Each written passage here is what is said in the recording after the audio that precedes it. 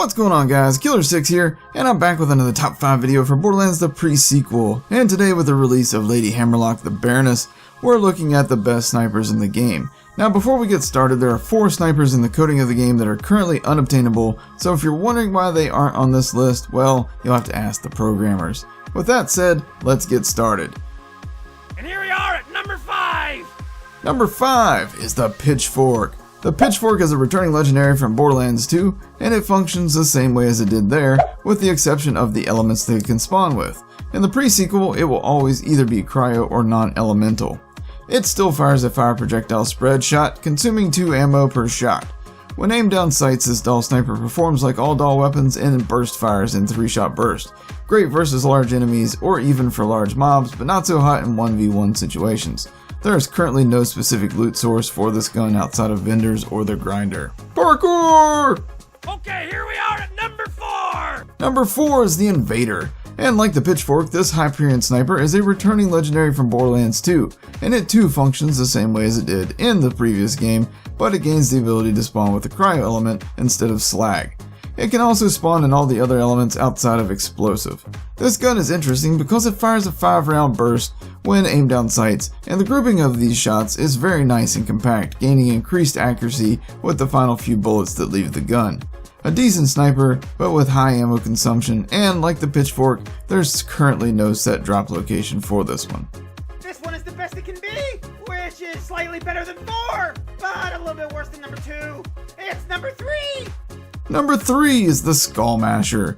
Now once again, this is another returning legendary from the previous Borderlands games, but this one was a welcome sight for me. The Skullmasher in Borderlands 2 was a brutal farm from the son of Mothrak, and I was only able to obtain it twice via drops on there. On the pre-sequel, however, this is one of the easier legendary items in the game to obtain. Click the annotation on the screen to pause the video and check out my guide to farming nail to get this. The Skullmasher has a very good damage output and accuracy, and I personally love Jacob snipers. Just the look and the feel of this gun makes me happy to be sniping once again. And here we are at number 2! Number 2! Speaking of Jacob snipers, the Plunkett is a new addition to the Borderlands franchise, and it is obtainable from the Holodome DLC. Now, I covered it in a good bit of detail in the annotated video on the screen, but this sniper has a very cool feature in it that all critical hits will take ammo from your ammo pool and not the clip of the gun. Now what that means is for every crit that you land, this gun will remain loaded. So no reloading, no running out of ammo. This sniper actually rewards good sniping skills and accuracy, and that makes this one of the best reasons to buy the Holodome. Now for the honorable mention, and for this one I want to do something a little bit different. Let's talk about the Wet Week and the Machine. Now the Wet Week is a lot like the Sloth from Borderlands 2, which early on was one of the more powerful snipers in the game. A burst fire rifle with nice compact grouping, but slow projectiles.